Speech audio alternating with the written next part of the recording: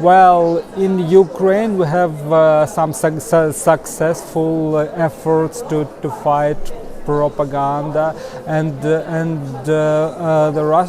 most of Russian propaganda is concentrated in the social media. You know, the most popular social media in Ukraine is Telegram. It is Russian. It comes from Russia.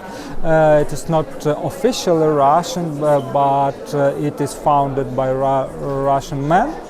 And there are many sources of Russian propaganda, and people spreading Russian propaganda in Telegram. And the second most popular social media is Facebook, and Facebook is trying to fight propaganda, but I think it's not too effective. Talking about media, we have no Russian propaganda in media in Ukraine. But Russians, when they occupy Ukrainian territory, they are shutting down Ukrainian media, local media, and plugging in their propaganda instead of it. This is why many Ukrainians on the occupied territories and the territories near the front line are subjects to this propaganda, and they look for see the Russian television and hear Russian radio. We are trying to fight this to neutralize this problem, but it is complicated because there is war.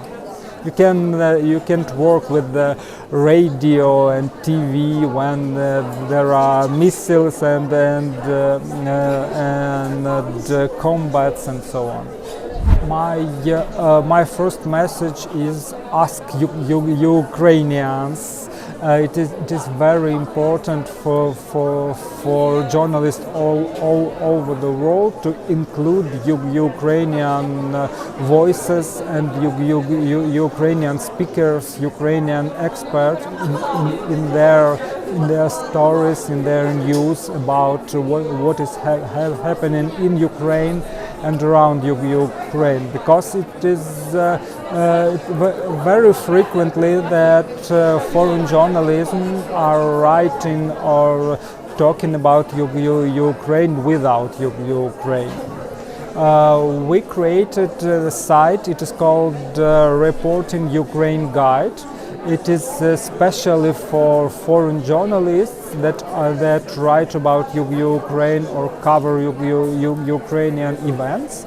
There you can find context of Ukrainian experts and authorities and reliable sources in English about Ukraine, Ukrainian and not only Ukrainian sources.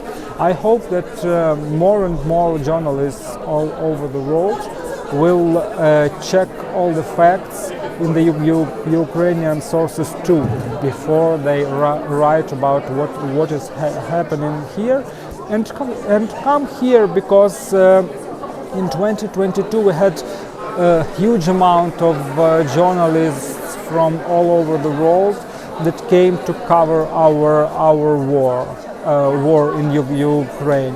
And now there is not so many journalists here, and we hope that attention to Ukrainian problems and events in Ukraine will not decrease.